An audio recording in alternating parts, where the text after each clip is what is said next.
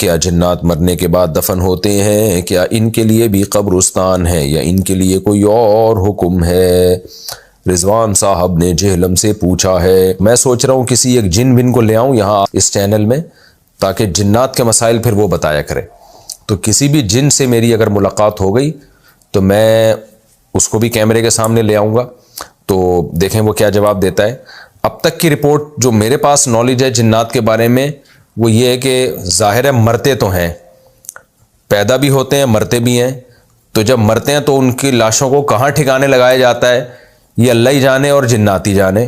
تو ہمارے علم میں کوئی ایسی نہ شریعت نے ہمیں اس بارے میں کچھ بتایا، نہ کوئی مشاہدے پر مبنی کوئی حقیقت کسی کے سامنے ہے۔ تو ہم نے کرنا بھی کیا ہے؟ اگر جنات کے قبرستان بالفرض ہوتے بھی ہوں تو ہمیں تو نہیں پتہ کہاں ہوتے ہیں، وہ مادی خبریں نہیں ہوتی ہوں گی، کیونکہ جنات کو تو اللہ نے آگ سے بنایا ہے، تو وہ تو مادی چیزیں کھاتے بھی نہیں ہیں۔ تو یہ رپورٹ بہرحال میرے پاس نہیں ہے، اور اب تک کی رپورٹ کے مطابق کوئی بندہ بھی نہیں ہے جس کے پاس یہ صحیح اوتھینٹک رپورٹ ہو، اور اس رپورٹ کا کوئی فائدہ بھی نہیں ہے نا۔ ہم نے کرنا کیا ہے؟ باقی جنات کا کوئی اگر یوٹیوب چینل ہو تو میرے علم میں بتائیں، تو ہم ان سے پھر پوچھیں گے انشاءاللہ اور ان سے یہ مسئلہ ریکارڈ کروائیں گے۔ مکھی گر گئی تو پورا ڈبو کر نکالیں گے، اس بارے میں تفصیل سے بتا دیں۔ راشد صاحب انڈیا سے۔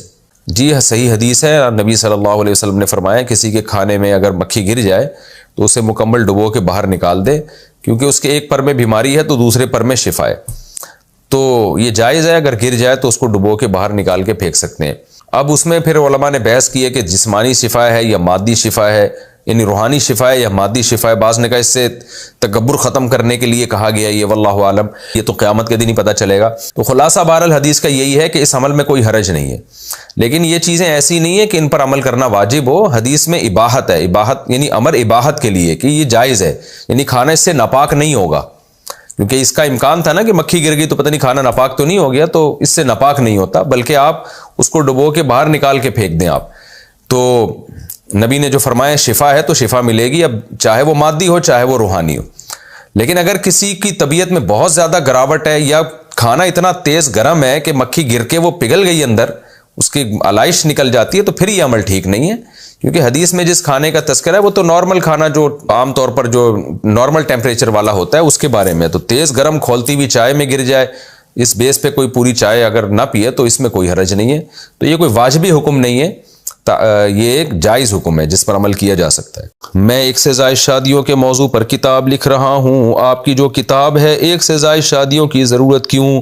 کیا اس میں سے کچھ مواد اور پوائنٹس لے سکتا ہوں؟ محسن مہاراشٹر انڈیا سے۔ لے سکتے ہیں، لیکن اصولی طور پر کبھی بھی کسی کی کتاب کا آپ کوئی بھی جملہ لیتے ہیں نا، تو شرعاً بھی اخلاقاً بھی یہ رائٹر پہ لازم ہوتا ہے کہ اسی کتاب کا ریفرنس دے وہ، یعنی یوں نہ کرے کہ جیسے یہ آپ کے اپنے الفاظ ہیں۔ تو آپ میری کتاب سے بھی ریفرنس لے سکتے ہیں، لیکن پھر اس میں اس کتاب کا حوالہ دیں کہ یہ چیز میں نے یہاں سے اٹھائی ہے۔ تو بعض لوگ خیانت کرتے ہیں کہ تحریر دوسرے کی ہوتی ہے، وہ اپنے کھاتے میں ڈال کے یا اس میں معمولی سی چینجنگ کر کے اپنے کھاتے میں ڈال دیتے ہیں، تو یہ علمی خیانت ہے۔ تو یہ خیانت جائز نہیں ہے۔ میری کتاب جب چھپی ہے تو اس کے بعد ایک اور کتاب مارکیٹ میں آ گئی، وہ آدھی سے زیادہ میری کتاب سے چوری کیا ہوا تھا انہوں نے اور اپنے نام سے شائع کر دیا، بلکہ آدھی کیا 90%۔ پھر ایک تیسری کتاب بھی آ گئی، وہ بھی سارا میری کتاب سے چوری کیا ہوا تھا انہوں نے اور اپنے نام سے شائع کر دی۔ تو یہ بھی علمی قسم کی چوری کہلاتی ہے کہ آپ کسی کی چیزوں کو لیں۔